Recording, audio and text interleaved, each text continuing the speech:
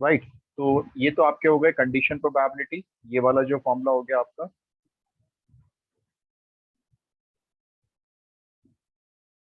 ये condition probability, ये independent events, और ये चारों के चारों फॉर्मूले क्लास 11 के हैं, कहीं यूज हो सकते हैं।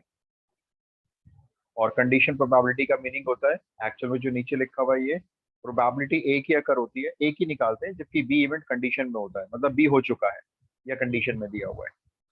और ये आपका इंडिपेंडेंट इवेंट्स है। इंडिपेंडेंट इवेंट्स में और फॉर्मूले बन जाते हैं, बस ध्यान रखना है बीच में इंटरसेक्शन होना चाहिए।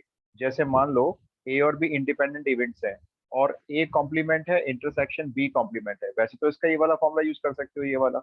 लेकिन अगर इंडिपेंडेंट इवेंट्स हैं तो आप इसको ऐसे भी लिख सकते हो directly, A complement into probability B complement, ऐसे भी लिख सकते हो। बस शर्त यह है कि इंडिपेंडेंट हो और बीच में इंटरसेक्शन होना चाहिए। तो इंटरसेक्शन बीच में है और इंडिपेंडेंट है, तो फिर आप दोनों की प्रोबेबिलिटी को अलग अलग मल्टीप्लाई करके यूज कर सकते हो, ये ठीक है। उसके बाद आता है आपका लॉ ऑफ टोटल प्रोबेबिलिटी। मैं पेज टर्न कर लेता हूँ। लॉ ऑफ टोटल प्रोबेबिलिटी, ये क्या होती है? मान लो आपको किसी इवेंट ए की प्रोबेबिलिटी निकालनी है, तो पहले प्रोबेबिलिटी ए, सॉरी, प्रोबेबिलिटी पहले आएगा E1, पहले तो E1 अकर हुआ, और अगर इवेंट इवन अकर हो चुका है तो उसके बाद ए की प्रोबेबिलिटी, फिर प्लस मान लो दूसरा इवेंट है E2, पहले वो अकर हुआ, और अगर वो अकर हो चुका है तो उसके बाद उसमें से ए की प्रोबेबिलिटी, और अगर तीसरा होगा तो वो भी इसमें आ जाएगा। ये एन नंबर ऑफ टाइम्स तक आ सकते हैं। क्वेश्चन कराऊंगा तो बताऊंगा कैसे यूज होता है। और एक लास्ट आप लिखो, सबसे इंपॉर्टेंट, बेस थ्योरम।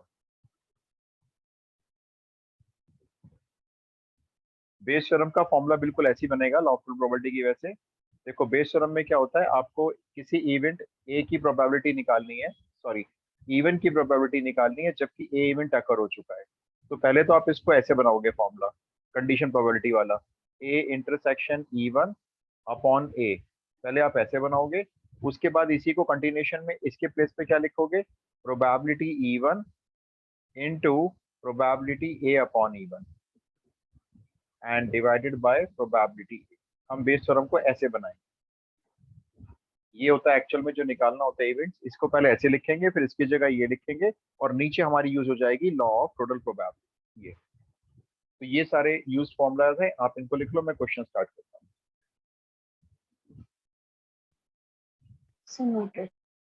ओके, थोड़ा जल्दी जल्दी करते हैं।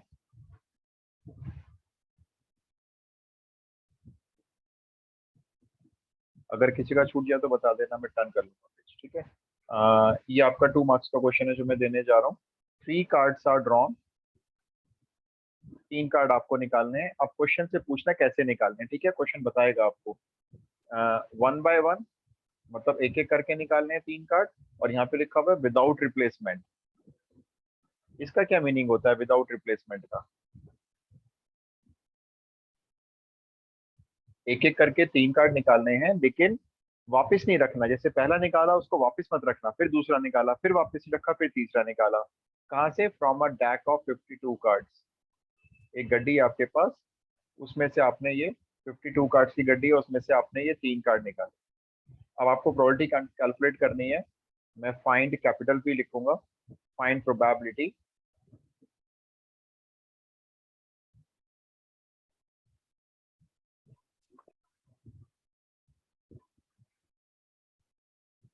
that first 2 cards are king and third is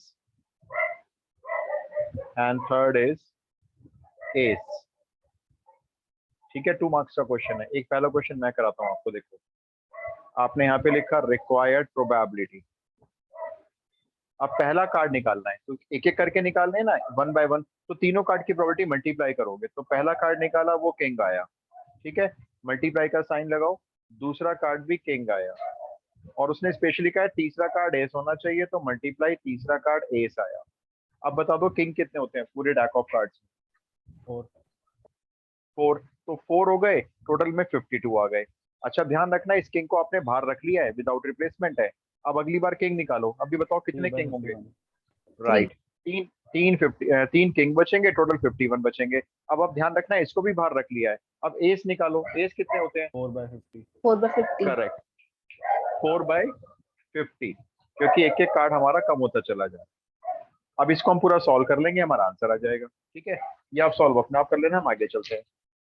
तो एक एक करके जब कार्ड निकलते हैं तो हर कार्ड की प्रोबेबिलिटी मल्टीप्लाई में आती है।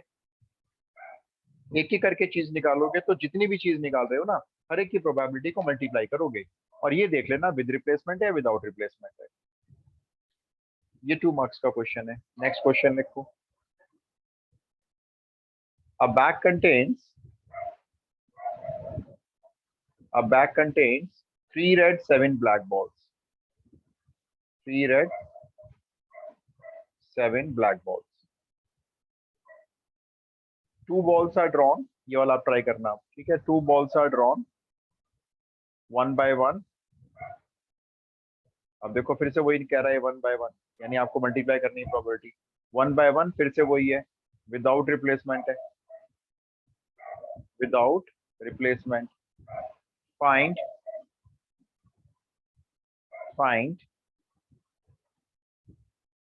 first is red, second is also red, फटाफट से बता दो। पहली भी रेड और दूसरी भी रेड।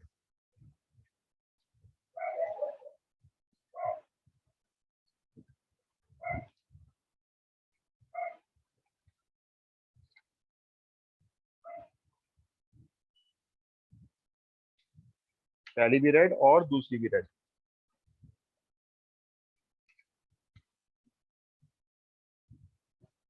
आया किसी का आंसर? सर वो 7 ब्लैक है ना? हाँ, 7 ब्लैक है, 3 रेड है। प्रोबेबिलिटी 2 बॉल निकालनी है एक एक करके, विदाउट रिप्लेसमेंट है, और एक एक करके निकालनी है। ठीक है, तो रिक्वायर्ड प्रोबेबिलिटी आपने लिखा पहली रेड, पी मल्टी ब्रैकेट में रेड, मल्टीप्लाई फिर से पी लिखा। यस, सिंपल क्वेश्चन दिया हुआ एकदम। तो पहली ब्लैक है, सॉरी रेड है, तो 3/10, टोटल 10 है। इस रेड को आप बाहर रख चुके हो, अगली भी रेड चाहिए, तो 2/9। That's all. सॉल्व कर ले, मान लो इसको हम 3 से ये 3 कैंसिल और 2 से ये 5, तो आंसर तो 1/15 हुआ ना। Yes sir. 1/15 आंसर हुआ ना फिर तो। हाँ ठीक है साहिल, 1/15 करेक्ट आंसर है। अगला क्वेश्चन लेते हैं, ठीक है, थर्ड क्वेश्चन। इसमें ना इवेंट्स ई और एफ दिए हुए हैं। अब मैं आपको कुछ प्रोबेबिलिटी दे रहा हूँ, नोट करो। ई की प्रोबेबिलिटी है 0.8, एफ की प्रोबेबिलिटी है 0.7, और एक और दी हुई है इसमें प्रोबेबिलिटी ई इंटरसेक्शन एफ, ये दी हुई है 0.6, और आपको निकालनी है probability E complement upon F complement. तो इसमें कंडीशन प्रोबेबिलिटी वाला फॉर्मूला लगाओ, जरा ट्राई करो, जल्दी से करना जरा। फॉर्मूला बेस्ड क्वेश्चन है, फॉर्मूला याद है तो क्वेश्चन सॉल्व है। Probability E complement upon F complement. तो ए बाई बी वाला फॉर्मूला बनाओ जरा इसके अंदर। प्रोबेबिलिटी ए बाई बी का फॉर्मूला बनाओ।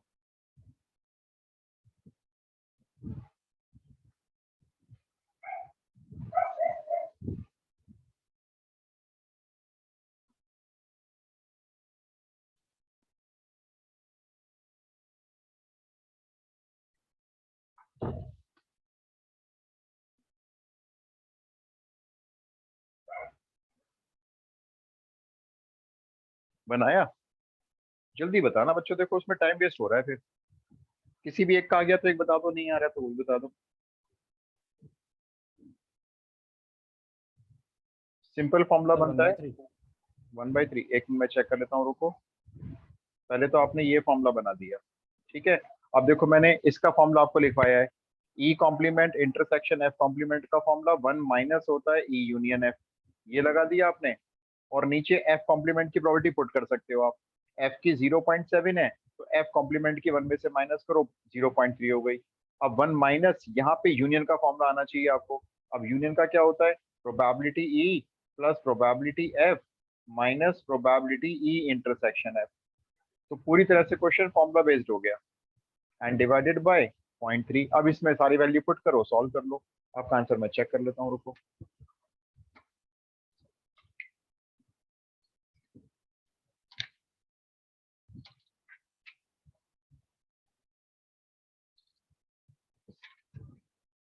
इसका आंसर आ रहा है 1/3 आ रहा है, ठीक है। Yes. इसका आंसर फाइनल 1/3 आ रहा है। यहाँ वैल्यूज पुट कर दो सारी, ऑलरेडी गिवन वैल्यूज है देखो। 1 माइनस 0.8 प्लस 0.7 और माइनस में इंटरसेक्शन ले लो 0.6 डिवाइडेड बाय 0.3। इसको सिंप्लीफाई कर लो बस, अब अपने आप 1/3 आंसर आ जाएगा। ठीक है साहिल, 1/3 आ रहा है।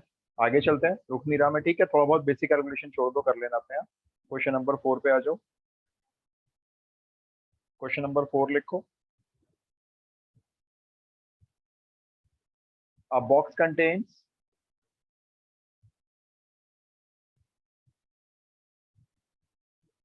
contains two milk chocolates and 4 dark chocolates and 4 dark chocolates। एक बॉक्स में 2 मिल्क चॉकलेट है और 4 डार्क चॉकलेट है, ठीक है। आगे लिखो 2 चॉकलेट्स आर ड्रॉन। अब ये ध्यान से पढ़ लेना कैसे निकालनी है, एक साथ या एक एक करके लिखा होता है, क्योंकि 2 chocolates are drawn at random. बताना जरा ये 2 चॉकलेट कैसे निकालनी है, कितने लिखा हुआ है मान लो, एक साथ या एक एक करके दोनों मानोगे? एक साथ। दोनों एक साथ, क्योंकि ना यहाँ पे नहीं लिखा हुआ 1 बाय 1 विद रिप्लेसमेंट या 1 बाय 1 विदाउट रिप्लेसमेंट, तो दोनों चॉकलेट एक साथ निकलेंगी। आगे लिखो फाइंड द प्रोबेबिलिटी डिस्ट्रीब्यूशन। ये भी सिखाया था हम आपको इस क्वेश्चन के through. Find the probability distribution of the number of milk chocolates. ठीक है, ये क्वेश्चन हो गया आपका। अब सुनो मेरी बात, जिसका भी डिस्ट्रीब्यूशन बनाना है उसने का प्रोबेबिलिटी डिस्ट्रीब्यूशन ऑफ लिखा हुआ होगा, किसका? नंबर ऑफ मिल्क चॉकलेट्स का। सबसे पहले आप एक्स ले लो एक, और इसमें लिखो नंबर ऑफ मिल्क चॉकलेट्स। ठीक है, इतना लिखेंगे कुछ ना कुछ मार्क्स हो जाएंगे अभी एक्स की वैल्यूज लिखने के। फिर ये देखो आपको कितनी चॉकलेट निकालनी है, आपको निकालनी है 2 चॉकलेट। अब 2 चॉकलेट के हिसाब से एक्स की पॉसिबल वैल्यूज लिखो। जब आप 2 चॉकलेट निकालोगे, हो सकता है मिल्क चॉकलेट एक भी ना आए, हो सकता है मिल्क चॉकलेट एक निकले, और हो सकता है मिल्क चॉकलेट दोनों की दोनों निकले। तो ये एक्स की पॉसिबल वैल्यूज हैं। नंबर ऑफ मिल्क चॉकलेट 0 हो सकती है, 1 हो सकती है, 2 हो सकती है। इतना लिखने के मार्क्स पक्का मिलेंगे। अब देखो सिंपल सिंपल है, x इक्वल टू 0 मान के चलते हैं, मतलब 2 चॉकलेट निकली और मिल्क चॉकलेट तो निकली ही नहीं। तो भाई आपके पास देख लो डार्क चॉकलेट 4 है ना, तो 4 में से 2 निकली है आपकी। तो 4 में से 2 निकली हैं, तो प्रोबेबिलिटी कैसे कैलकुलेट करेंगे? 4c2 एक साथ निकाल रहे हो कॉम्बिनेशन, डिवाइडेड बाय टोटल 6 में से 2 निकली हैं 6c2। ये x इक्वल्स टू 0 की प्रोबेबिलिटी है। अभी सॉल्व करूंगा मैं। x इज इक्वल्स टू 1 देखो, इसका मीनिंग है एक डार्क चॉकलेट निकली है और एक मिल्क चॉकलेट निकली है। तो प्रोबेबिलिटी कैसे कैलकुलेट होगी? एक मिल्क चॉकलेट 2c1 मल्टीप्लाई एक डार्क चॉकलेट 4c1, टोटल 6 में से 2 चॉकलेट। फिर x इज इक्वल्स टू 2 में आ जाओ। x इज इक्वल्स टू 2 का मतलब है दोनों चॉकलेट ही मिल्क चॉकलेट निकली है, तो 2 मिल्क है, दोनों की दोनों मिल्क निकली है, तो 2c2 अपॉन 6c2। पहले तो हमने ऐसे लिख दिया। अब इनको सॉल्व कर लो, चाहे रफ में कर लो चाहे पेयर में कर लो। देखो 4c2 को सॉल्व करने का तरीका, 4 को 2 बार मल्टीप्लाई करना है, 4 इंटू 3। 2 बार का मतलब ऐसे नहीं 4 इंटू 4, 2 बार का मतलब डिसेंडिंग ऑर्डर में, जैसे 4 उसके बाद 3, सिर्फ 2 बार। और नीचे ये 2 है ना, इसका फैक्टोरियल 2 इंटू 1। सॉल्व किया तो ये आपका 6 आ रहा है। अच्छा 6c2 सॉल्व कर लो, बिल्कुल ऐसे ही 6 इंटू 5 2 बार अपॉन 2 इंटू 1, ये आपका 15 है, क्योंकि 6c2 तो सभी का सेम रहेगा। तो ये हो गया देखो 6/15। 2c1 2 होता है, 4c1 4 होता है, तो 2 4 जा 8/15। और ये वाला 2c2, 2 को 2 बार खोलोगे ना, 2 इंटू 1 अपॉन 2 इंटू 1, ये आपका 1 हो जाएगा, ये 1/15। ये रहा डिस्ट्रीब्यूशन। आप आंसर को ऐसे लिखोगे तो बेटर होगा, यहाँ x और यहाँ x की प्रोबेबिलिटी। ठीक है, यहाँ 0 1 2, ये 6/15, फिर ये 2 वाली आई है 1/15, और सॉरी 2 वाली 1/15, और ये 8/15 आई। ये बन गया डिस्ट्रीब्यूशन। तो अगर आप चीजों को एक साथ निकाल रहे हो तो कॉम्बिनेशन लगाओ। आप चीजों को अलग अलग निकाल रहे हो तो हर प्रोबेबिलिटी को अलग अलग मल्टीप्लाई करो। तो ये हमारा इसका डिस्ट्रीब्यूशन तैयार हो गया मिल्क चॉकलेट्स का, ये वाला। डन। Yes sir. आगे चलते हैं। अभी एक दो छोटे छोटे और करते हैं, फिर मैं इसके लॉन्ग क्वेश्चन कराता हूँ आपको। नेक्स्ट लिखो।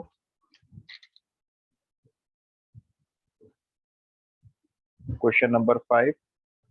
यहाँ पे देखो कुछ प्रोबेबिलिटी दी हुई है, नोट कर लो। Twice of probability A equal है प्रोबेबिलिटी बी के, और ये दोनों इक्वल है 5/13 के। और प्रोबेबिलिटी ए अपॉन बी, इसकी वैल्यू दी हुई है 2/5। आप मेरे को बता दो फटाफट से, प्रोबेबिलिटी ए यूनियन बी ये क्या होगी। तो आप क्वेश्चन को पहले तो प्रोबेबिलिटी ए देख लो यहाँ से कितनी है, और प्रोबेबिलिटी बी देख लो कितनी है, फिर ए बाई बी का फॉर्मूला लगा लो यहाँ से, और देखो जरा ट्राई करो। बहुत आसान क्वेश्चन है, 2 मार्क्स में है।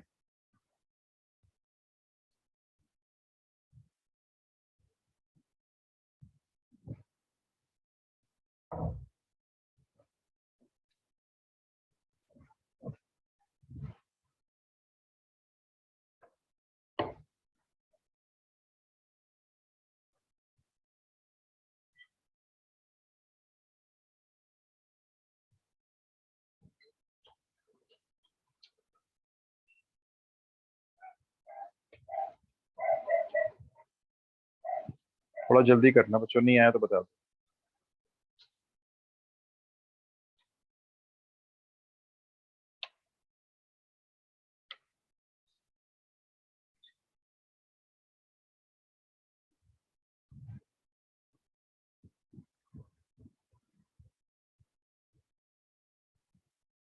वन बाई टू चेक करते हैं ना, कुछ रुको।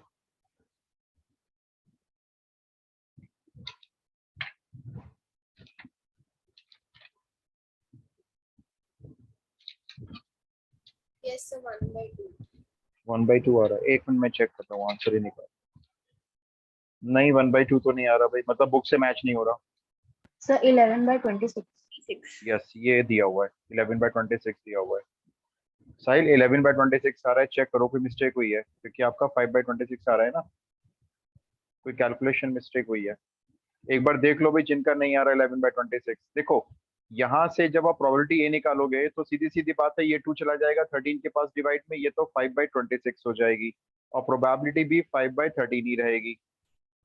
ठीक है, अब यहाँ पे ए बाई बी का फॉर्मूला बना लो। ए बाई बी का फॉर्मूला क्या होता है, probability A intersection B upon probability B. ये आपको दिया हुआ है 2/5। इंटरसेक्शन तो पता नहीं हमें, वो तो ऐसे ही रखो।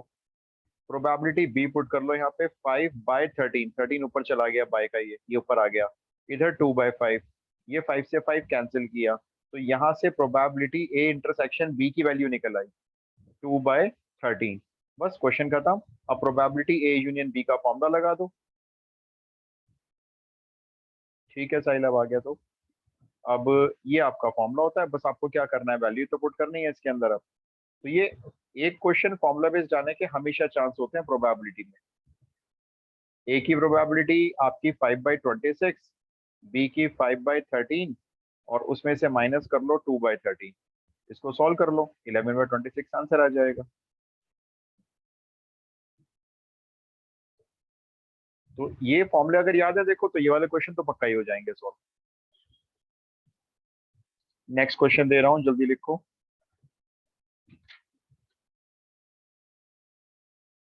To cards are drawn. एक और कर रहे हैं बस, ये लास्ट छोटा, फिर लॉन्ग क्वेश्चन करते हैं। Two cards are drawn from a pack of 52 cards, तो होता ही है। Two cards are drawn one by one without replacement है, लिख लेना, 1/1 विदाउट रिप्लेसमेंट, और 52 कार्ड्स का डैक है। Find the probability of getting, find the probability of getting both cards black. दोनों के ब्लैक आने की प्रोबेबिलिटी बता दो जल्दी से, बहुत सिंपल। 1/1 है, विदाउट रिप्लेसमेंट है, ये पढ़ लेना जरा। यहाँ लिख लेना रिक्वायर्ड प्रोबेबिलिटी, बस ऐसे लिख दिया करो। अब इज इक्वल्स टू में अपने आप लिख लो जल्दी से।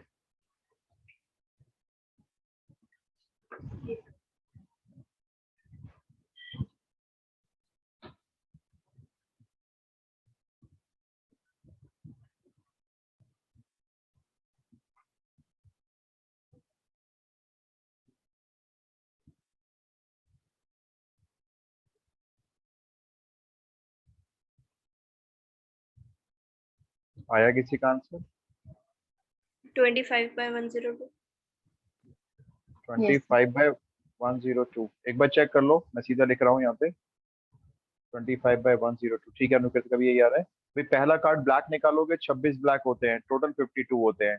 मल्टीप्लाई अगला भी ब्लैक निकालोगे, लेकिन विदाउट रिप्लेसमेंट है तो 25 रह गए होंगे, और टोटल में 51 रह गए।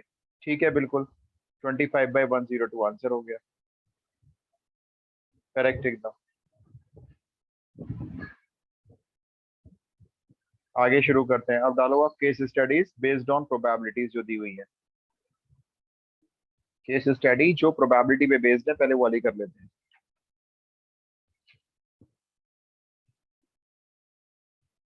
मैं थोड़ा सा क्वेश्चन को शॉर्टकट में लिखूंगा, ठीक है। क्वेश्चन नंबर 1, 3 मशीन है, जैसे machine A manufactures 25% of output. मैंने मशीन नहीं लिखा, सीधा ऐसे लिख दिया है।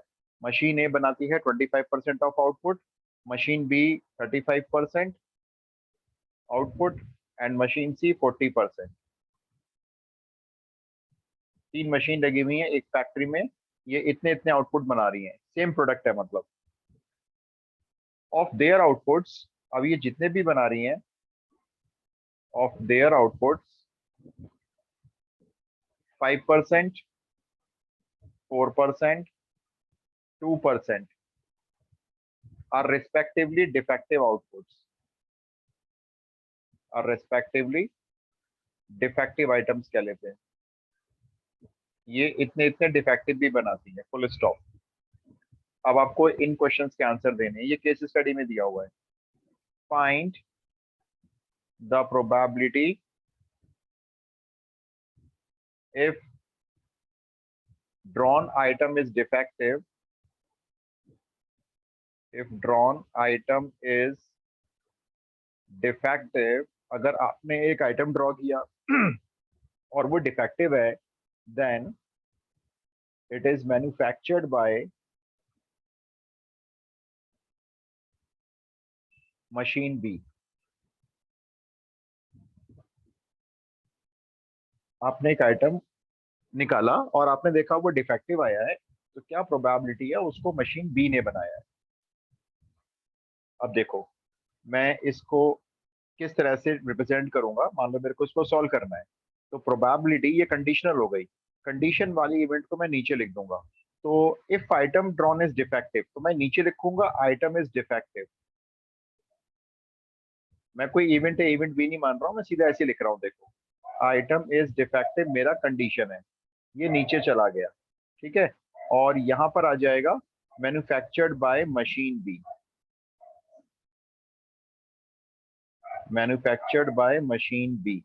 अब इसका फॉर्मूला बनाते हैं। अब इसका फॉर्मूला क्या बनेगा? मशीन बी से मैन्युफैक्चर हुआ, इंटरसेक्शन डिफेक्टिव, यही होगा ना फॉर्मूला। बी से मैन्युफैक्चर हुआ, इंटरसेक्शन डिफेक्टिव, दोनों का ही आ गया, और यहाँ पे आइटम प्रोड्यूस हुआ डिफेक्टिव। ये मैंने फॉर्मूला बना दिया। देखो अब इसका फॉर्मूला कैसे बनेगा? आइटम बी से मैन्युफैक्चर्ड हुआ है और डिफेक्टिव भी हुआ है, इसको कैसे सॉल्व करेंगे? मतलब इंटरसेक्शन है बीच में। अच्छा ये बताओ, पहले आइटम बनेगा या पहले ही डिफेक्टिव बनेगा? दोनों में से कौन सा काम पहले होगा? भाई पहले तो आइटम बनेगा, उससे कौन बनाएगा? बी बनाएगा। तो बी के बनाने के चांस तो है पहले, तो 35% वो आएगा। मल्टीप्लाई, अब बी ने बनाया है और डिफेक्टिव बनाए, ये भी लेनी है हमको, तो बी बना रहा है 4% डिफेक्टिव, तो यहाँ पे मल्टीप्लाई में आ गया मेरा 4%, ये हो गया। अब डिवाइड में आ जाओ, डिवाइड में है बस डिफेक्टिव, किसी मशीन का नाम नहीं है देखो यहाँ पे। अब डिफेक्टिव है तो भाई तीनों मशीन से हो सकता है वो तो डिफेक्टिव के लिए यहाँ से शुरू करेंगे। देखो पहले ए ने बनाया, तो ए ने बनाया तो भाई 25% बनाया, मल्टीप्लाई डिफेक्टिव बनाया 5%, प्लस बी ने बनाया तो 35% बनाने की हो गई, फिर बी ने डिफेक्टिव बनाया 4%, फिर प्लस सी ने बनाया तो भाई 40% चांस है, डिफेक्टिव बनाया मल्टीप्लाई 2%। ये मैंने पूरी की पूरी बेस थ्योरम कर दी सॉल्व। देखो 2 स्टेप में बी ने बनाया, इंटरसेक्शन डिफेक्टिव बना, इसका मतलब है पहले बी बनाएगी और उसके बाद मल्टीप्लाई में डिफेक्टिव बनाएगी, उसके बाद नीचे डिफेक्टिव आएगा तो डिफेक्टिव तो तीनों केस से लेना पड़ेगा। अब आप इसको सिंप्लीफाई कर लो, देखो सबके सब 100 कट जाएंगे नीचे नीचे, ये 200 सबके कट जाएंगे। अब ये नंबर जो बचा है इनको मल्टीप्लाई कर लो, तो 35 इंटू 4 ये तो हो गया आपका 140, नीचे हो गया 125 प्लस 140 प्लस 80 प्लस कर लो 345। ये रही प्रोबेबिलिटी पहले पार्ट की, आंसर हो गया। कैंसिल करना है 5 से कर लो, नहीं करना है मत करो, इसके ऊपर मार्क्स वार्क्स नहीं करते। बताओ आपको सही में आया?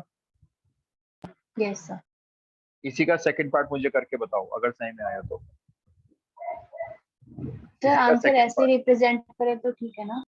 100% है। अभी आप जब हायर क्लासेस में जाओगे ना तो वहां पे ए बी सी नहीं करवाएंगे आपसे, वहां तो सीधा लैंग्वेज लिखवा देते हैं, manufactured by machine B, item is defective, ऐसे लिखवा दिया करेंगे।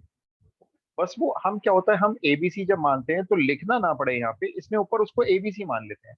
तो टीचर अपना आप देख लेंगे ए क्या है, अच्छा भाई ए डिफेक्टिव है, भाई बी इवेंट क्या बना रखा है बच्चे ने, आइटम मशीन ए से बना है, उसको इवेंट बी बना रखा है, इस तरह से। तो हम इसको ऐसे करते हैं, देखो जब एक नॉर्मल बच्चा करता है तो ऐसे करता है, E1 बनाता है, E1 में लिखता है आइटम मशीन ए ने बनाया, फिर एक इवेंट T2 बनाता है, यहाँ पे लैंग्वेज लिखता है पूरी, item is manufactured by machine B, ऐसे लिखता है। हम नहीं लिख रहे, कोई कंपलसरी थोड़ी है। Yes sir. ठीक है, तो अब आप इसका सेकंड पार्ट नोट करो, सेकंड पार्ट लिखो, इसका ट्राई करके देखो जरा। इफ आइटम इज डिफेक्टिव, फिर से वही है, आइटम इज डिफेक्टिव कंडीशन में जाएगा। If item is defective find the probability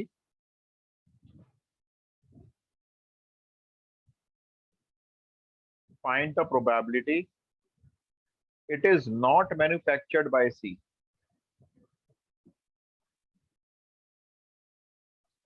Find the probability it is not manufactured by C. यहाँ पे तो था ना it is manufactured by B, बस सेकेंड पार्ट में find the probability it is not manufactured by C. तो हाँ, अब यहाँ पर क्या आएगा, if it is defective, देखो defective आ गया नीचे, कंडीशन है, ऊपर क्या आएगा, not manufactured by C। अब इसका फॉर्मूला बनाते हैं, नॉट मैन्युफैक्चर्ड बाय सी का मतलब सी पे तो आएगा कॉम्प्लीमेंट, ठीक है ना, इंटरसेक्शन आएगा डिफेक्टिव, और यहां पर आएगा डिफेक्टिव। आया, सही में आया है? मैंने कैसे लिखा है इसको? यस। अच्छा अब ध्यान से देखना जरा, सी से बना है लेकिन डिफेक्टिव नहीं बना, इसकी प्रोबेबिलिटी बताओ। सी से बना है लेकिन डिफेक्टिव नहीं बना,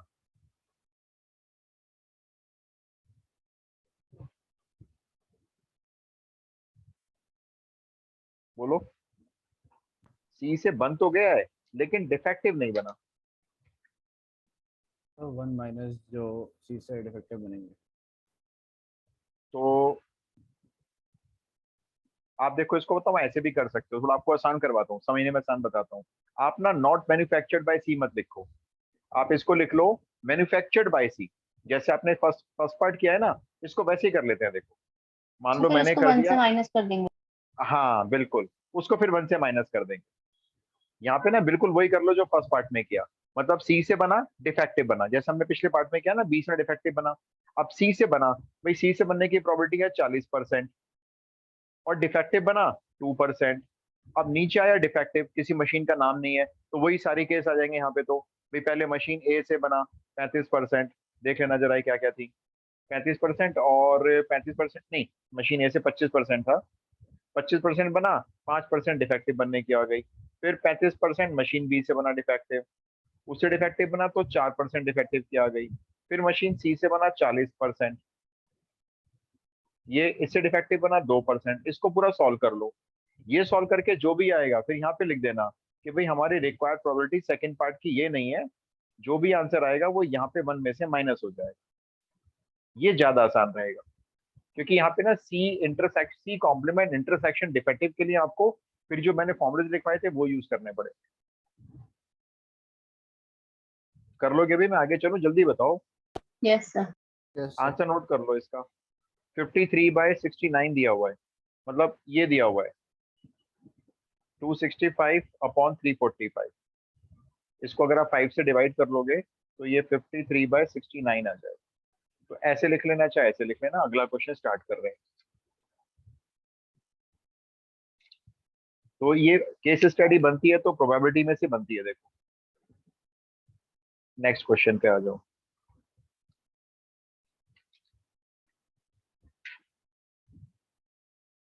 क्वेश्चन 2 है, एक टेस्ट होता है। In a test comma a student in a test comma 40/100 into 80। ये आंसर एक अनुकृति देख लेना कौन सा बता रहे, मैंने देखा नहीं, अभी देखा। In a test a student either guesses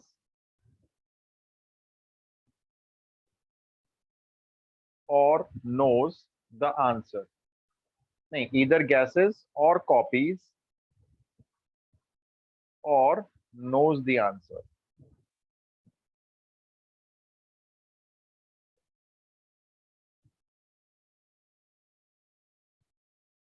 मतलब एक स्टूडेंट है, एक टेस्ट में जब वो बैठता है तो या तो वो आंसर को गैस करता है, या उस वो आंसर को किसी से कॉपी करता है, या उसको आंसर आता है। 3 बातें हो सकती हैं, ठीक है। और जो गैस करता है इस क्वेश्चन के ना विद 4 चॉइस है, मतलब एमसीक्यू क्वेश्चन है, इसकी 4 चॉइसेस है। चलो जी आगे करते हैं। The probability of gas. अगर वो स्टूडेंट आंसर को गैस करेगा तो इसकी प्रोबेबिलिटी 1/3 है। कॉपी करेगा आंसर को, कॉपीज द आंसर, वो किसी से आंसर को कॉपी करेगा, इसकी प्रोबेबिलिटी 1/6 है। वो आंसर को जानता है, इसकी प्रोबेबिलिटी नहीं दिया इन्होंने। गैस करेगा, इसके चांस पता है। किसी से कॉपी करेगा, वो इसके चांस पता है। ये नहीं पता कि वो आंसर को जानता है, इसकी प्रोबेबिलिटी नहीं पता। अब आगे लिखो, वो हम खैर खुद निकाल लेंगे। तो द वन प्रोबेबिलिटी, कर लेंगे ना। हाँ वो 1 में से माइनस करके निकालेंगे। The probability that answer is correct. अब उसका आंसर करेक्ट है if he guesses the answer is 1/8। अब ये क्या दी हुई है अभी 1/8? उसका आंसर करेक्ट हो चुका है, उसका आंसर करेक्ट है, जबकि उसने क्या किया, आंसर को गैस किया है। अगर उसने आंसर को गैस किया और उसका आंसर सही है तो इसके चांस 1/8 है। ऑल्सो प्रोबेबिलिटी दैट, ये लिख लो बस, the probability that answer is correct if he copied it। अगर उसने किसी से आंसर कॉपी किया कर चुका है और उसका आंसर सही हो गया है तो इसके चांस 1/4 है। ये सारी प्रोबेबिलिटी है। बहुत इंपॉर्टेंट क्वेश्चन है ये, एक बार आईआईटी में आया हुआ क्वेश्चन है। एनसीईआरटी के जैसा है। एनसीईआरटी में गैसेस है और नोज है, बस ये कॉपी वाला ऑप्शन नहीं है। तो इसमें 3 इवेंट आ गए। अच्छा, अब आपको देखो निकालना क्या है। Find probability that he knows the answer,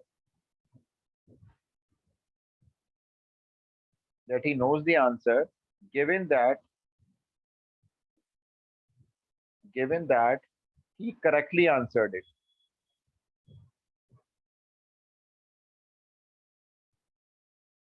given that he correctly answered it। ये फर्स्ट पार्ट है, पहले इसी को सॉल्व करते हैं। 2 पार्ट हैं इसमें।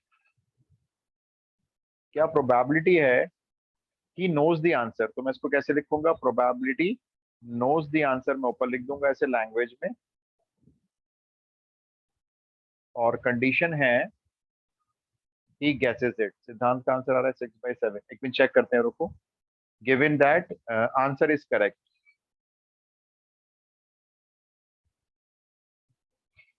ठीक है जी। अब यहां पर क्या आएगा देखो, probability knows the answer, intersection, correct answer. ठीक है, मैंने ऐसे लिख दिया शॉर्ट फॉर्म में, सबको समझ में आएगी मेरी बात। ऊपर इन दोनों का इंटरसेक्शन आ गया और नीचे आ गया आंसर इज करेक्ट या करेक्ट आंसर की प्रोबेबिलिटी। ये हमारी कंडीशन प्रोबेबिलिटी से फॉर्मूला तैयार हो गया। अब हम ये कैसे निकालें बताओ। आंसर जानता भी है और उसका आंसर करेक्ट भी है, इसका इंटरसेक्शन चाहिए। आंसर वो जानता भी है और उसका आंसर करेक्ट भी है। पहले तो बताओ, आंसर जानता है इसके क्या चांस है। भाई आंसर जानता है, पहले तो इसके चांस देखो ना, करेक्ट तो बाद में होगा। अब यहाँ पढ़ो क्वेश्चन को। गेस करता है, इसके चांस 1/3 है। किसी से कॉपी करेगा, इसके चांस 1/6 है। आंसर जानता है, इसके चांस नहीं पता, कैसे निकलेंगे। तीन बातें है ना देखो, या तो वो गैस करता है, या नोज कॉपीज है, या वो आंसर को जानता है। जिसमें से आपको गैस की पता है और कॉपी की पता है। 1 में से नोज, गैस और कॉपी माइनस कर दीजिए। यस, 1 में से माइनस कर दो गैस और कॉपी वाली। ये हो गया। ठीक है, अभी इसके मल्टीप्लाई में आंसर जानता तो है, अब आंसर वो जानता है लेकिन उसका आंसर करेक्ट है, अब इसकी प्रोबेबिलिटी बतानी है। एक बात बताओ, अगर आपको किसी क्वेश्चन का आंसर आता है और आपको मालूम है मेरा करेक्ट है, तो क्या प्रोबेबिलिटी होती है?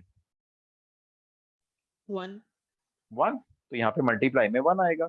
जैसे मान लो मैंने कहा भाई 1/x का इंटीग्रेशन क्या होता है, आपने कहा हमें तो आता ही वाला, तो log x प्लस y का इंटीग्रेशन प्लस c। तो आपको आंसर आता है और आपको मालूम है करेक्ट है, तो इसकी प्रोबेबिलिटी यहाँ पे 1 आ गई।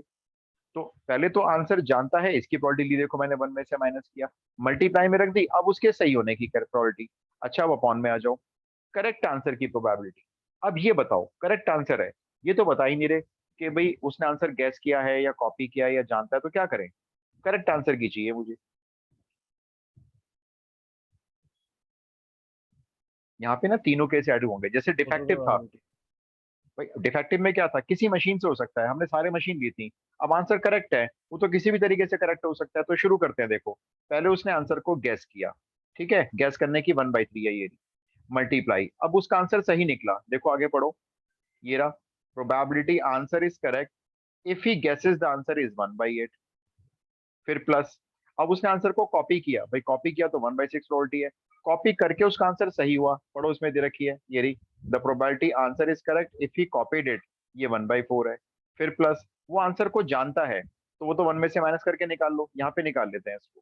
1 माइनस 1/6 प्लस 1/3, ये हो जाएगा 1 माइनस 6 एलसीएम 3/6 यानी 1/2, ये 1/2 आ जाएगी। तो ये 1/2 आ गई और आंसर को जानता है और आंसर करेक्ट है, तो ये 1। अब इसको सिंप्लीफाई करो, ये 1/2 ऊपर आएगा, नीचे आएगा 1/24 प्लस 1/24 प्लस 1/2। तो ऊपर 1/2 रहेगा, नीचे एलसीएम आएगा 24, 1 प्लस 1 प्लस 12, 2 से कट जाएगा 24, 12 टाइम्स 12/14, 6/7। आंसर एकदम करेक्ट है सिद्धांत तुम्हारा। हाँ बोलो। सर आप एक बार रिपीट कर सकते हैं, मैं डिस्कनेक्ट हो गई थी। श्योर श्योर, मैं बताता हूँ। देखो हमारा पहला पार्ट है, सेकंड पार्ट आप करोगे। ये कह रहे हैं क्या प्रोबेबिलिटी है उस बच्चे को आंसर आता है, इसकी प्रोबेबिलिटी बताओ। कंडीशन गिवन है कि उसका आंसर एकदम करेक्ट आया है। तो हमने कहे तो कंडीशन प्रोबेबिलिटी हो गई, गिवन दैट आ गया ना इसमें। तो करेक्ट आंसर को हमने नीचे लिख दिया, आंसर इज करेक्ट। आंसर को जानता है, इसकी प्रोबेबिलिटी हमने ऊपर लिख दी और हमने फॉर्मूला बनाया। फॉर्मूला कैसे बनाते हैं, ऊपर इन दोनों का इंटरसेक्शन आ गया, he knows the answer, intersection correct answer, और नीचे करेक्ट आंसर आ गया। अच्छा, अब इसको कैसे निकालेंगे, इंटरसेक्शन है। तो आप सोचो कि इसमें से क्या इवेंट हुआ, पहले करेक्ट आंसर हो गया या पहले आंसर को जानता है। भाई पहले तो आंसर को जानता है, इसकी प्रोबेबिलिटी आएगी ना। तो आंसर को जानने की प्रोबेबिलिटी हो गई आपकी 1 माइनस गैस वाली और कॉपी वाली माइनस करके। गैस की दे रखी थी इन्होंने और ये कॉपी की दी हुई थी। आंसर को जानता है, इसकी प्रोबेबिलिटी नहीं दी हुई थी, तो हमने उसको 1 में से माइनस कर लिया। अब मल्टीप्लाई, अब वो आंसर जानता है और उसका आंसर करेक्ट है। भाई जब आंसर आपको आता है और आपको मालूम है मेरा आंसर करेक्ट हो चुका है, तो ये तो प्रोबेबिलिटी 1 हो गई हमारी। तो आंसर जानने के बाद उसका आंसर करेक्ट होगा, इसके चांस 1 है। ये हमारा ऊपर वाला पार्ट सॉल्व हो गया। अब डिवाइड में आ जाओ। डिवाइड में हमें करेक्ट आंसर की प्रोबेबिलिटी चाहिए। करेक्ट आंसर ये नहीं पता कैसे आया वो, हो सकता है वो गैस करने से आया, हो सकता है वो कॉपी करने से आया, हो सकता है उसके जानने से आया। तो हमने तीनों केस ले लिए। देखो गैस करता है 1/3, गैस करने की आ गई, अब उसका आंसर करेक्ट हो गया गैस करने के बाद, वो दे रखी है ये। If he guesses the answer and answer is correct is 1/8, ये 1/8 आ गई। फिर ही कॉपीड द आंसर, वो दे रखी है इन्होंने ये। कॉपी आंसर को करेगा 1/6 है, और अगर वो आंसर को कॉपी करेगा और उसका आंसर करेक्ट हो जाएगा तो इसकी 1/4 है, ये 1/4 आ गया। और फिर ये वही हाफ आ गई, 1 में से 1/6 और 1/3 को माइनस करके ना ये हाफ आ गई, तो वो आंसर को जानता है, मल्टीप्लाई उसका आंसर करेक्ट है, इंटू 1 हो गई। और अब इसको सॉल्व कर लिया। Yes, sir. Thank you. ठीक है, ये बहुत इंपॉर्टेंट क्वेश्चन है, ये आईआईटी में पूछा हुआ क्वेश्चन है एक बार। अब इसका ना सेकंड पार्ट आप जल्दी से ट्राई करना जरा। सेकंड पार्ट में है find the total probability of correctly answered the question. ये तो बहुत ही आसान पूछी है उसने। आंसर के करेक्ट होने की प्रोबेबिलिटी बता दो बस। अब ये नहीं बता रहे हैं कि कैसे करेक्ट होगा आंसर, गैस से होगा, कॉपी से होगा, या वो आंसर जानता है उससे होगा, ये आप निकाल दो करेक्ट तो आंसर। डिनोमिनेटर निकालना है ना। बिल्कुल, ये जो आपने निकाला डिनोमिनेटर, ये वही तो निकाला है ये। बल्कि इन्होंने क्या करा, सेकंड पार्ट को पहले पूछना चाहिए था, ये वाला पहले पूछते तो हम इसकी प्रोबेबिलिटी यहाँ पुट कर लेते, लेकिन चलो कोई बात नहीं, आप निकाल दो यहाँ पे। ऐसे लिख देना, प्रोबेबिलिटी पहले तो गैस करेगा, उसके बाद मल्टीप्लाई करेक्ट आंसर आएगा। ऐसे अपनी लैंग्वेज में लिख दो, किसी फॉर्मूले को बनाने की जरूरत भी नहीं होती है। प्लस फिर वो आंसर को कॉपी करेगा, फिर उसका आंसर करेक्ट आएगा कॉपी करने के बाद, फिर प्लस, फिर आंसर को वो जानता है, नोज द आंसर, और मल्टीप्लाई आंसर उसका करेक्ट होगा। फटाफट से सॉल्व करके बता दो, ये तो वही है भी ज्योमेट्री था हमारा। 7/12. 7/12, 7/12. हाँ वो नीचे वाला आ गया ना लास्ट पार्ट का। ठीक है चलो आगे चलते हैं।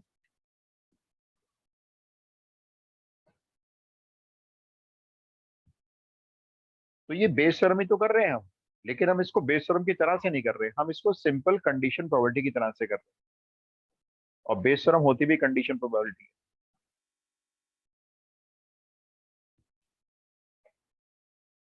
अच्छा, अब यहाँ पे अगली केस स्टडी आती है। A can hit the target, मतलब 3 शूटर हैं ये, अब एक ही लिख लो। A can hit the target 4 times in 5 shots. A अगर 5 शॉट लगाता है तो उसमें से 4 बार तो वो टारगेट को हिट कर देता है। ठीक है, आगे लिख लो बी कैन, ऐसे डैश करके लिख लेना, B can hit the target 3 times in 4 shots, and C can hit the target 2 times in 3 shots. अब जिसको प्रोबेबिलिटी नहीं आती होगी ना, वो कहेगा तीनों बिल्कुल इक्वल शूटर है ये। भाई ये 5 लगाता है तो 4 हिट कर देता है, एक एक कम शूट करते हैं, तो हमें लगेगा तीनों इक्वल ही, मतलब एफिशिएंट शूटर है, जबकि ऐसा है नहीं, ये अलग अलग एफिशिएंसी है इनकी। चलो खैर, आप तो ये सॉल्व करो, आपके पास तो क्वेश्चन ये है पहला part. Find probability that any two will hit the target. Any two hit the target, कोई नाम नहीं बताया इन्होंने, इन्होंने कहा कोई 2 हिट करते हैं टारगेट को, इसके क्या चांस है। फटाफट से निकाल दो भाई, ये तो कोई बेशरम है भी नहीं। कोई 2 हिट करते हैं, आप देख लो 2 कौन करते हैं, केसेस बना दो।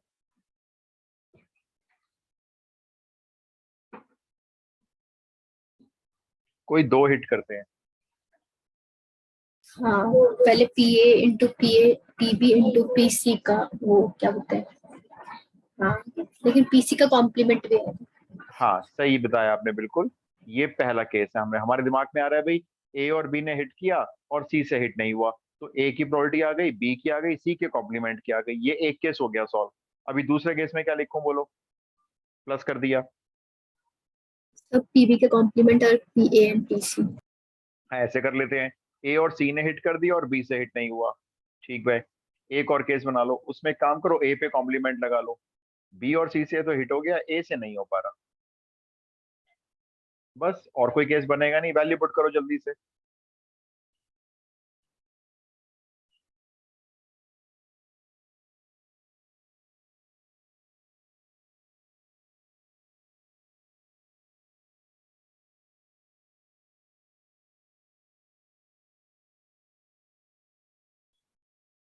वैल्यू पुट कर दो, सारी सारी ऊपर दे रखी है।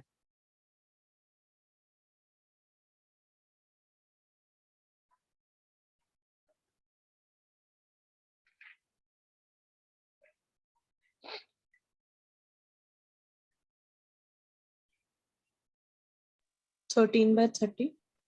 Correct answer. 13/30 एकदम करेक्ट आंसर है। अगर किसी को नहीं आ रहा है तो मैं एक सॉल्व करके बता देता हूँ। जैसे ए के हिट करने की प्रोबेबिलिटी है 4/5, बी के हिट करने की प्रोबेबिलिटी है 3/4, और सी के ना हिट करने की लेनी है, कॉम्प्लीमेंट है ना, तो वैसे तो 2/3 है हिट होने की, तो 1 में से माइनस करोगे तो 1/3 हो जाएगी। एंड प्लस ऐसे ही अब ये वाली ले लो, उसमें ए और सी की तो हिट करने के लिए लेना, तो ए की 4/5 और सी की 2/3, और बी की ले लेना कॉम्प्लीमेंट वाली, तो 3/4 में इसको 1 में से माइनस कर देना, 1/4 हो जाएगी। ऐसी तीसरा केस। सेकंड पार्ट लिख दिया मैंने, निकालना जरा। Probability question mark, none of them hit the target. Target किसी ने हिट नहीं 17/30। किया। लास्ट वाली भाई, इसका तो एक ही केस बनेगा, ए से बी हिट नहीं हुआ, ए कॉम्प्लीमेंट, बी कॉम्प्लीमेंट, और इनटू में सी कॉम्प्लीमेंट, किसी से हिट नहीं हुआ। तो ये तो यस सारी 1 में से माइनस हो जाएंगी ना, ये 1/5, ये 3/4 से 1/4, और ये 1/3, तो 1/60 हुआ ना फिर तो ये। किसी से हिट नहीं होगा, इसके चांस काफी कम है 1/60, और कोई दो करेंगे, इसके चांस हैं आपके 13/30। सर हाँ जी बोलो। सर अगर हम इसको ऐसे करें 1 minus P A multiply P B multiply P. नहीं, उसमें क्या होगा, देखो मेरी बात आपको समझाता हूँ। जब आप 1 में से तीनों की हिट करने की प्रोबेबिलिटी माइनस करोगे, तो इसमें पता है कौन कौन सी आ जाएंगी। हाँ ये वाली आई है, मैं ऐसा नहीं कह रहा ये नहीं आई है, लेकिन इसके साथ और प्रोबेबिलिटीज भी आ गई होंगी। एक तो यही आ गई होगी, भाई तीनों से हिट नहीं हुआ, चलो ठीक है, ये वाली आ गई। और पता है इसमें कौन कौन सी आ गई होंगी, एक ये वाली आ गई होगी, प्लस ए से हुआ, बी और सी से नहीं हुआ, ये भी आ गई होगी इसके अंदर। इसके अंदर ये भी आ गई होगी, ए से नहीं हुआ, बी से हुआ, सी से नहीं हुआ। ऐसे सोचो कितने सारे केस इसमें आ गए होंगे। तो अगर आप तीनों को एक साथ माइनस कर रहे हो ना, तीनों के हिट करने की निकाली आपने, और 1 में से माइनस हो गया, तो इसका मतलब है टारगेट कहीं हिट नहीं हुआ। अब वो किसने हिट नहीं किया, वो बहुत सारे केस है। तीनों ने हिट नहीं किया, किसी दो ने हिट नहीं किया, एक ने किया, किसी एक ने किया, दो ने नहीं किया, वो सारे केस ऐड होके आ जाएंगे आपके पास। तो 1 में से माइनस नहीं होगा इसलिए। नहीं समझे आप? सर तो देखो ये वन, टारगेट बस हिट नहीं हुआ, चाहे किसी भी तरीके से वो हिट नहीं हुआ। हाँ उस यहाँ पे तो ये हो जाएगा, ये जो आप निकाल रहे हो ना, ये हो जाएगा टारगेट हिट नहीं हुआ, जो आपने बताया गौरिका, बिल्कुल वही। ये तो हम जो ऐड 1 में से माइनस करेंगे, तो इसका मतलब है टारगेट हिट नहीं हुआ। अब किसने नहीं किया, ये केसेस बन जाएंगे सारे। क्योंकि एक्चुअल में ना देखो, ये जो 1 बनता है वो ऐसे बनेगा, तीनों ने हिट किया, ए ने किया, बी सी से नहीं हुआ, ए और सी से नहीं हुआ, बी से हुआ, फिर ए और बी से नहीं हुआ, सी से हिट हुआ, फिर प्लस ए बी दोनों से हिट हुआ, सी से नहीं हुआ, फिर प्लस ए और सी से हुआ, बी से नहीं हुआ, प्लस ए से नहीं हुआ, बी और सी से हुआ, एंड प्लस तीनों में से किसी से नहीं हुआ। जब आप इन तीनों को, इन सबको प्लस करोगे, तो ये इक्वल टू 1 आएगा। ये सारे केस हैं, सोचो किससे हुआ, किससे नहीं हुआ, तीनों से हुआ, तीनों से नहीं हुआ, इन सबका सब मिला के 1 है। और अगर आप 1 में से इसको माइनस करने की बात करते हो, हमने कभी 1 में से ये वाला माइनस कर दें, तो सोचो ये वाला तो आ ही गया, ठीक है, ये वाला आ गया, लेकिन उसके साथ में ये सारे आ गए, ये सारे आ जाएंगे। आप समझे मेरा पॉइंट जो मैं बताना चाह रहा हूँ? Yes sir. देखो वो पता है, मैं आपको अगर मान लो इस क्वेश्चन को ऐसे दे दूं, टारगेट विल हिट, बस target will hit, target hit हुआ। अब यहाँ पे कोई नाम नहीं दिया, भाई किसने हिट किया, तो देखो कितने सारे केस हैं। तीनों ने हिट किया, ए ने किया, बी सी से नहीं हुआ, बी से हुआ, ए सी से नहीं हुआ, फिर सी से हुआ, फिर ये वाला भी लोगे आप, फिर आप ये भी लोगे, और फिर ये भी लोगे। ये शुरू के 7 केस आप ऐड करोगे, तो आप क्या सोचोगे, आप सोचोगे कभी यार इन सबके अंदर टारगेट हिट हो रहा है, ये 7 के 7 केस है, और हमें चाहिए सिर्फ ये वाला केस कि टारगेट हिट नहीं हुआ, तो हम इसको ऐसे निकाल पाएंगे, फिर ये आसान हो जाएगा फिर उस केस में इस तरह से, क्योंकि बाकी सब में टारगेट हिट हो रहा है, चाहे कोई भी कर रहा है उसे, और हमें चाहिए टारगेट हिट होने की प्रोबेबिलिटी, तो हमने कहा भी 1 में से माइनस कर दो, किसी से हिट नहीं हुआ, तो ये काम करेगी।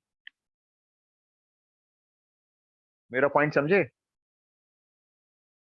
Yes sir. Yes sir. Next question लिख लो। ये मेरे पास एक सैंपल पेपर है, मैं उसमें से आपको केस स्टडीज दे रहा हूँ। प्रोबेबिलिटी आसान होती है, बस आप ध्यान से क्वेश्चन पढ़ना, हो जाती है। मुझे बहुत कम बच्चे ऐसे हैं जिन्होंने कहा कि प्रोबेबिलिटी सॉल्व नहीं हुई, ऐसा कोई बच्चा सुनाई नहीं दिया आज तक कभी, सब करके आते हैं प्रोबेबिलिटी। थोड़ा सा बस फॉर्मूले और थोड़ा सा कॉन्सेप्ट आना चाहिए।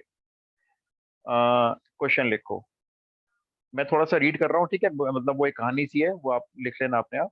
एक स्कूल है, उसमें टीचर ने ना 3 स्टूडेंट हैं, एक का नाम है रवि, एक का नाम दिया हुआ है मोहित, और एक बच्चे का नाम है Sonia.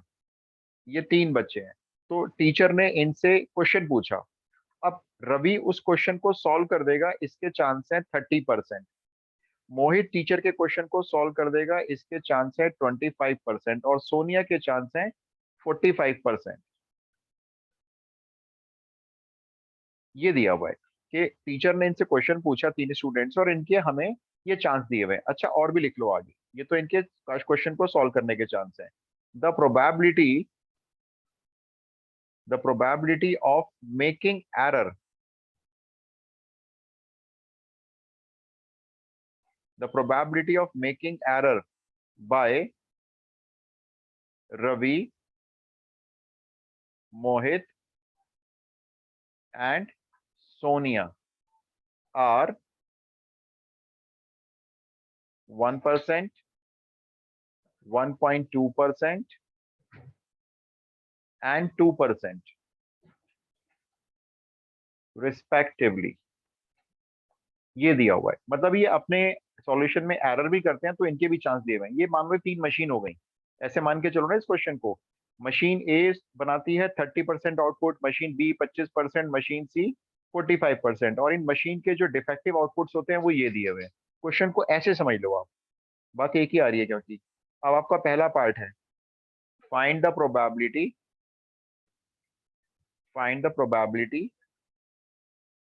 of committing an error. Find the probability of committing an error in solving the question.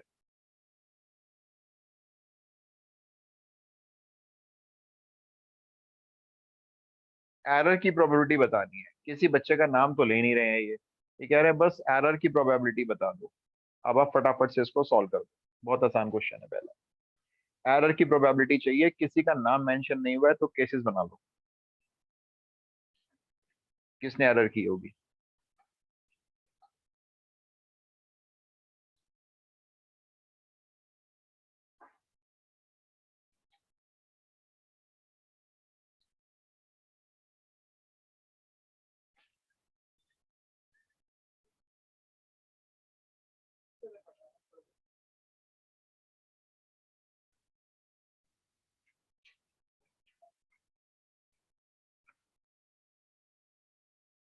बिना सॉल्व किए ऐसे ही बता दो मेरे को क्या कर रहे हो, अगर कोई कर रहा है सॉल्व तो कैलकुलेशन मतलब बाद में कर। सर 1 में से माइनस करेंगे। नहीं, क्यों माइनस करेंगे? सर अच्छा चलो टोटल आप बताओ, प्रोबेबिलिटी। और क्या भाई, एरर की प्रोबेबिलिटी चाहिए। आप ये मान के चलोगे उसको रवि ने सॉल्व किया, तो पहले तो रवि के सॉल्व करने की आ गई 30%, ये तो सॉल्व करने की आ गई मल्टीप्लाई, अब उससे एरर हुई, उसकी प्रोबेबिलिटी सॉल्व करते वक्त तो 1/100।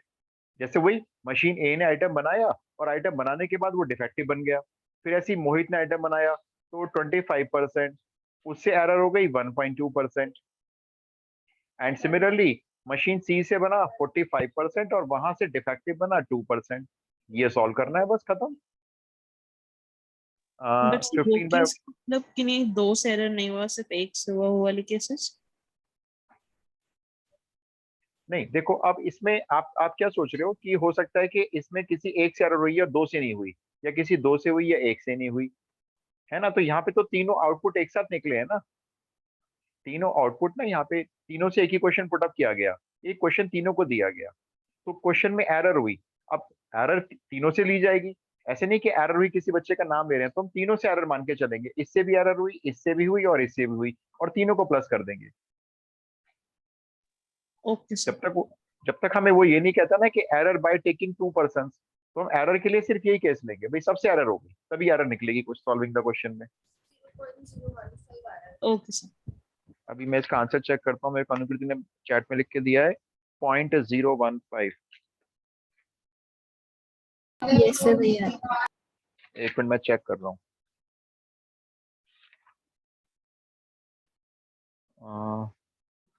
करेक्ट है, यही आ रहा है, पहले का आंसर सॉल्व करके ना ये आ रहा है 0.015। बस ये तो सारे ऊपर के प्लस कर लो, मल्टीप्लाई करके डिवाइड 10,000 कर देना। 30 + 90 120, तो ये हो गए 120, और ये कितने हो गए 25 × 1.2, ये 30 हो गए, तो ऊपर हो गया 150 फाइनली, और नीचे हो गया 10,000, 100 × 100, एक जीरो कैंसिल हो गई, 15/1000, 0.015 आ गया। सेकंड पार्ट देखना जरा, इसका ट्राई करना साहिल। 3/200, अच्छा ठीक है, हाँ 5 से कट जाएगा तो 3/200, ठीक है, ये भी ठीक है, ऐसे भी छोड़ सकते हो, ये एक ही बात हो गई, 3/200 एक ही बात है। सेकंड पार्ट ट्राई करना है इसका जरा। Find probability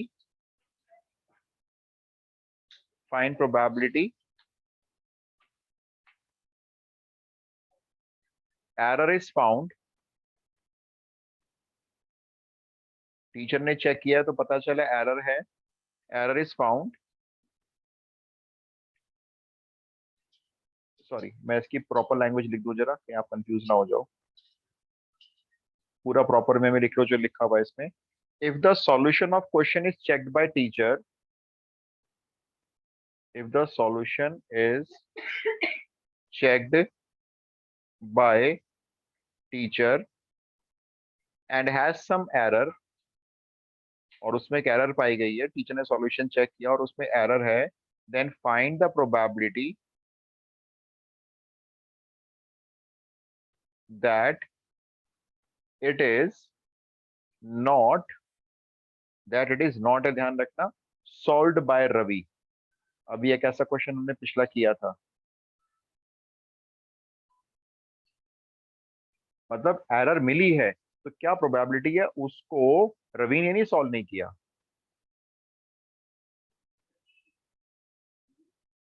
prove that it is not solved by Ravi. तो इसमें क्या निकालोगे बताओ आप, आसान क्या रहेगा? So error 1 pi, minus solved by Ravi. Right, आप इसमें रवि से सॉल्व करने की एरर वाली निकाल दो और फिर उसको बाद में 1 में से माइनस कर लेंगे। करना जरा, ये बेस थ्योरम बन गई है वैसे तो यहाँ पे, लेकिन आप बेस तो छोड़ो, आप इसको वैसे ही सॉल्व कर दो, हम बेस को तो समझ नहीं रहे ना, तो हम कंडीशन बॉडी के हिसाब से कर रहे हैं। मैं यहाँ पे थोड़ा सा आपको आइडिया दे रहा हूँ क्या निकालना है। एरर पाई गई है तो एरर आपकी कंडीशन में नीचे आ गई, और यहाँ पे सॉल्व्ड बाय रवि, उसको रवि ने सॉल्व किया है, ऐसे देख लो। 4/5 अनुकृति चेक करते हैं, रुको।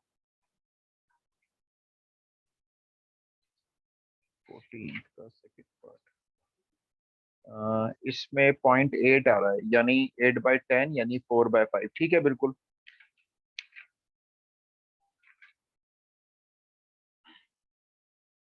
फोर बाय फाइव ही आ रहा है।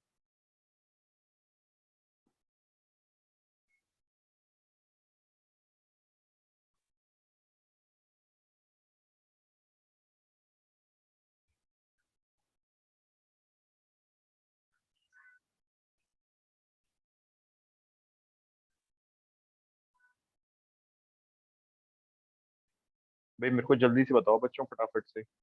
पहले तो ये निकालो सॉल्व रवि से हुआ है इसकी प्रोबेबिलिटी, जबकि एरर पाई गई है। फॉर्मूला बना लो, देखो इसका ऐसी शॉर्टकट बना लिया करो ऐसे एग्जाम में भी। प्रोबेबिलिटी रवि, यानी इसको सॉल्व किया, इंटरसेक्शन एरर, ठीक है, और फिर नीचे एरर। अब पहले बताओ रवि ने सॉल्व किया होगा या पहले रवि से एरर हुई होगी? पहले कौन सी प्रोबेबिलिटी लिखोगे यहाँ पे? Solve. पहले सॉल्व किया होगा, है ना, तो सॉल्व किया होगा तो 30% है भाई उसकी प्रोबेबिलिटी, अच्छा, अब सॉल्व तो हो गया, अब उसने एरर की होगी इसमें, तो मल्टीप्लाई रवि के एरर की प्रोबेबिलिटी देख लो कितनी है। रवि के एरर की प्रोबेबिलिटी 1%। अच्छा, डिवाइड में क्या लिखोगे? पूरी एरर सबके करने की error। प्रोबेबिलिटी। राइट, एरर की प्रोबेबिलिटी, और वो तो हम ऑलरेडी निकाल चुके हैं। देखो ये रही एरर के लिए हमने सारे केस ऐड किए हुए हैं। 3/200 कह दो इसको, चाहे 0.01 बाई कह दो। 3/200 कह दिया मैंने साइड वाला आंसर। ये आपके 2 जीरो यहाँ पे कट गए, ये वाला 2 पर भेज दो 30 के पास, ये हो गया 60, और नीचे आपका आ जाएगा 100 के साथ, ये हो जाएगा 300, ये आ गया आपका 1/5। लेकिन ये रवि ने सॉल्व किया है और एरर पाई गई है, उसकी प्रोबेबिलिटी है, और आपकी रिक्वायर्ड प्रोबेबिलिटी हो जाएगी सेकंड पार्ट की, इसको 1 में से माइनस कर दो। 1 - 1/5 equal to 4/5। That's all. Sir हाँ जी बोलो। सर अभी हम जैसे क्वेश्चंस कर रहे हैं वो टोटल प्रोबेबिलिटी और बेस में कंडीशन। देखो बेस थ्योरम ना अपने आप में कुछ है नहीं। बेस थ्योरम जो होती है ना, वो कंडीशन प्रोबेबिलिटी तो होती है। वो तो एनसीईआरटी ने उसका एक फॉर्मूला बना के दे दिया, बच्चे उस फॉर्मूले को याद कर लेते हैं और फटाफट वैल्यू पुट करके उसको सॉल्व करते हैं, लेकिन वो एक्चुअल फाउंडेशन नहीं होती। बेस थ्योरम कंडीशन प्रोबेबिलिटी ही है। तो जैसे देखो मैं आपको सॉल्व करा रहा हूँ ना, ये द बेस्ट वे है, ये बहुत इंप्रेसिव वे होता है। आप कोई E1 E2 नहीं मान रहे, जबकि हमने जब पहले किया था तो मैंने आपसे E1 E2 E3 फिर ए डिस्क्राइब करवाया था, ए डिस्क्राइब करो। अभी केस स्टडी में आएंगे तो आप ऐसे करके आना, ये ज्यादा इंप्रेसिव और टाइम कम वेस्ट होगा इसमें। इसमें टाइम भी कम वेस्ट होगा, और ये मेथड आपको आगे काम आने वाला है। क्लास 12 की बात छोड़ो, आगे जब पढ़ाई करोगे तो उसमें आएगा। अच्छा, मैं ना एक बैच शुरू करूंगा CUET का, अभी आप लोग एग्जाम कवर कर लो। अगर किसी को तैयारी करनी है मैं डाल दूंगा ग्रुप में, तो मुझे बता देना। अभी प्रॉब्लम ये हो रही है, मेरे को वाईफाई नहीं मिल रहा वहां जाके। आज रूम था तो वाईफाई नहीं मिल रहा, ऑनलाइन ही लेना पड़ रहा है मुझे। बाकी मैं एक ना कल एक क्लास रखूंगा, डाउट क्लास ऑफलाइन, तो अगर किसी को ऑफलाइन कुछ समझना हो तो आ जाना। सिर्फ डाउट क्लास होगी, मतलब वो आपके डाउट्स के लिए, कोई चीज हो जैसे कोई क्वेश्चन ना हो रहा। टाइमिंग सुबह ही रख लेते हैं, और उसको रख लेता हूँ, मैं सोच रहा हूँ 10 बजे करीब रख लेते हैं। और सर 5 होगी राजेंद्र में शादी।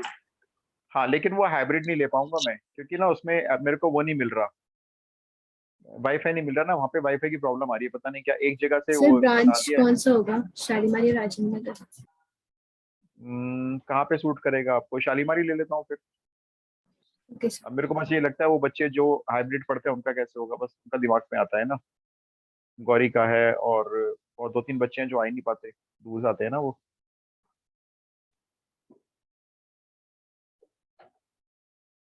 देखो अगर आप अच्छे से फोकस से पढ़ते हो तो ऑनलाइन से अच्छी पढ़ाई नहीं हो सकती, अगर आप ढंग से डिस्ट्रैक्ट नहीं होते हो, क्योंकि कंफर्टेबल जोन में अपने घर पे हो, कहीं इधर उधर आना नहीं पड़ता, टाइम की सेविंग हो जाती है। तो हमने इसको नेगेटिव में लिया कई कई बच्चों ने, लेकिन ये बहुत बढ़िया सिस्टम है, बहुत ही बढ़िया सिस्टम। चलो जी नेक्स्ट क्वेश्चन लिखो।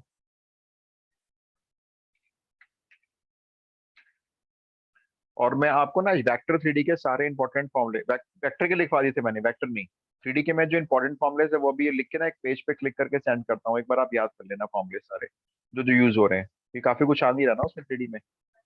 सर आप कल प्लेन्स करवाओगे? मैं प्लेन देख रहा हूँ, आज ही करा दूंगा आपको, मैं सोच रहा हूँ कि शाम ओके को भी सर। क्लास रखूँ, है ना। फिर आपके पास 2 दिन सेल्फ स्टडी के लिए भी हो जाएंगे ना। Yes sir. अच्छा, अब अगला, हाँ जी बोलो। सर आपने जो ग्रुप पे 2 पेपर भेजे थे वो तो सीबीएसई वाले थे ना? वो CBSE वाले हैं, आपने चेक कर लिए थे? उसमें प्रॉब्लम आई है कोई? नहीं सर। मैं तो पूछा ही नहीं किसी से भाई, वो 2 पेपर किसने सॉल्व किए हैं, एक बच्चे था को प्रॉब्लम नहीं है, मैंने ग्रुप में शेयर कर दिया था सबको। नहीं सर, बट वो सीबीएसई के अलावा कुछ अलग हो तो भेज देना। वो CBSE के, आयु श्योर? मैंने हाँ सर, देखे एक में वो तो सीधा सैम्पल पेपर था फॉरवर्ड। और एक वो प्रैक्टिस पेपर था। अच्छा, मैं आपको भी और भेजता हूँ, रुको, मैंने भी किसी से मांगे थे ये। एक वो मैथ्स टीचर का ग्रुप है पूरे ऑल ओवर इंडिया का, वहां से मांगे थे मैंने, तो वो कर्नाटका के टीचर है, वो कहते हैं हम मैंने आपको भेज दिए। अभी देखता हूँ मैं, 2 और बड़े हैं मेरे पास, 2 और भेजता हूँ मैं अभी आपको। क्वेश्चन लिखो जी फटाफट से। 3 आइडेंटिकल बॉक्स हैं, आइडेंटिकल का मतलब होता है दिखने में बिल्कुल एक जैसे हैं, ठीक है। 3 आइडेंटिकल बॉक्सेस, इनके नंबरिंग डाल लो आप 1 2 एंड 3, ये 3 आइडेंटिकल बॉक्स हो गए, ईच कंटेनिंग 2 कॉइन्स। ये एनसीईआरटी का क्वेश्चन है, एग्जाम्पल है एनसीईआरटी में। ये हर बॉक्स में 2 कॉइन डाले गए हैं, ठीक है। अब बॉक्स 1 में लिख लो, बॉक्स 1 में is equals to both gold, दोनों गोल्ड कॉइन है। बॉक्स 2 इज इक्वल्स टू लिख लो बोथ आर सिल्वर, इसमें दोनों कॉइन सिल्वर है। और जो बॉक्स 3 है इसमें एक गोल्ड है और एक सिल्वर है।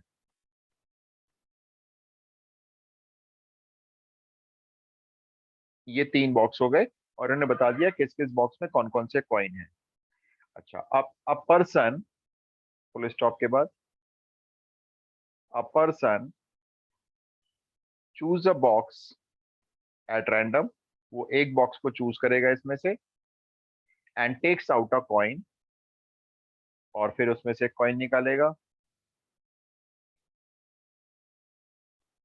अब आपको क्या निकालना है वो आप लिखो, find probability of drawing gold coin. चलो निकाल के बताओ। गोल्ड कॉइन, पता नहीं उसने कौन सा बॉक्स लिया होगा, पता ही नहीं। हाँ, गोल्ड कॉइन उसके पल्ले पड़ा, ये इसकी प्रॉपर्टी चाहिए।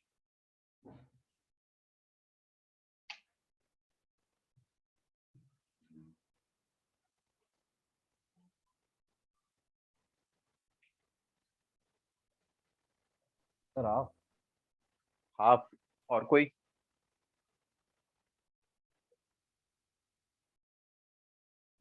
Yes half. हाफ, थोड़ा सा समझा के लिख देना है ना, जो भी आप लैंग्वेज लिखना चाहो अपने हिसाब से लैंग्वेज लिखो, कोई किताबी भाषा रटने की कोई जरूरत नहीं। सर वैसे क्या कि एक बॉक्स को चूज करने की प्रोबेबिलिटी 1/3 और फिर उसमें गोल्ड कॉइन चूज की। हाँ बिल्कुल ऐसे लिख दो, और क्या। हाफ आ रही है, मैं भी आंसर चेक करता हूँ, रुको। मैंने पेपर नहीं भेजा सौम्या, नहीं क्या बात कर रहे हो, मैंने भेजे हैं सारे ग्रुप्स में, मैं चेक करता हूँ सर मेरे हमारे ग्रुप में नहीं भेजा। अरे यस सर। ओ शिट, सिद्धांत का मैसेज आया था, मैंने फिर कल मॉर्निंग में सबको ग्रुप भेजे थे, मैं दोबारा चेक करता हूँ, मैं भेजता हूँ, रुको। अच्छा अच्छा, गोल्ड कॉइन के लिए पहले आपको क्या करना है, पहले तो बॉक्स चूज करना है। तो आप यहाँ लिखो प्रोबेबिलिटी, फर्स्ट बॉक्स आया, ठीक है, फर्स्ट बॉक्स चूज आया, उसमें से फिर आपने गोल्ड कॉइन निकाला, फिर प्लस एक दूसरा केस आपने माना भी, सेकंड बॉक्स को चूज किया, फिर उसमें से गोल्ड कॉइन निकाला, फिर प्लस, फिर आपने तीसरा बॉक्स चूज किया, फिर उसमें से गोल्ड कॉइन निकाला। यह है आपकी law of total probability. First box choose करने की प्रोबेबिलिटी बताएगा कोई, बस बॉक्स को चूज करने की? 1/3। 1/3। 1/3, उसमें से गोल्ड कॉइन निकालो जरा जरा, दोनों 1। गोल्ड है उसके अंदर। 1/2/2 यानी 1 हो गई। फिर सेकंड बॉक्स चूज करने की, फिर 1/3, उसमें से गोल्ड कॉइन निकालना जरा। 0। करेक्ट है, उसमें दोनों सिल्वर है, करेक्ट है बिल्कुल, 0। फिर तीसरा बॉक्स 1/3, उसमें से गोल्ड कॉइन निकालो। 1/2। 1/2। 1/2, इसको सॉल्व कर लो बस। 1/3 प्लस 1/6, 6 इसका एलसीएम आ जाएगा, तो यहाँ आ जाएगा 3/6, तो ये हो जाएगा आपका 1/2। तो जो पर्सन कोई भी बॉक्स चूज करके एक कॉइन निकालेगा तो उसके हाथ में गोल्ड कॉइन आएगा, इसके चांस हाफ है। अब सेकंड पार्ट लिखो इसका,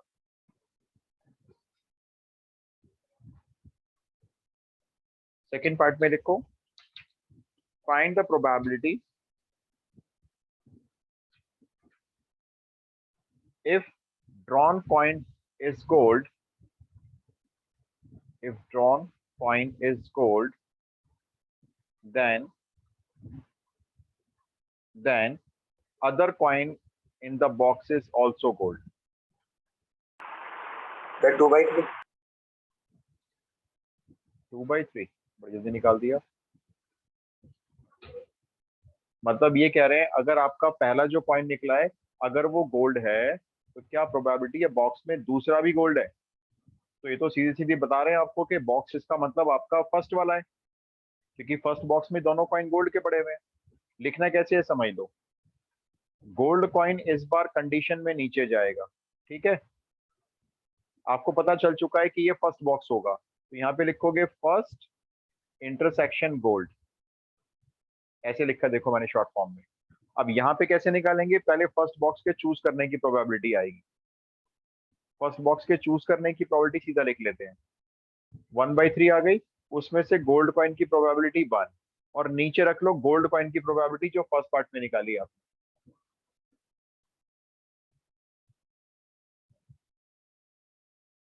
यस सर 2/3। और गोल्ड कॉइन की प्रोबेबिलिटी आपने निकाली थी अभी हाफ, है ना। तो देखो ये कितना सिंपल हो गया, 2/3, ये आंसर हो गया।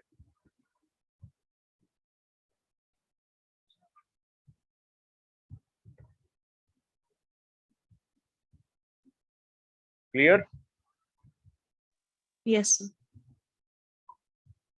तो ये मैंने प्रोबेबिलिटी का आपको थोड़ा सा रिवीजन करा दिया है, मैंने आपको करीब ये 6 सैंपल पेपर करवाए प्रोबेबिलिटी के जो क्वेश्चन थे। अब देखो आपका क्वेश्चन ये हो जाएगा, थोड़ा सा प्रैक्टिस अभी आप भी करोगे अपने आप भी, और जो क्वेश्चन हमने पहले किए हुए थे वो वाले जरूर करना। सर ये आपका वाली ये प्ले, बॉडी कर देना प्लीज। हाँ मैं भी सेंड कर रहा हूँ।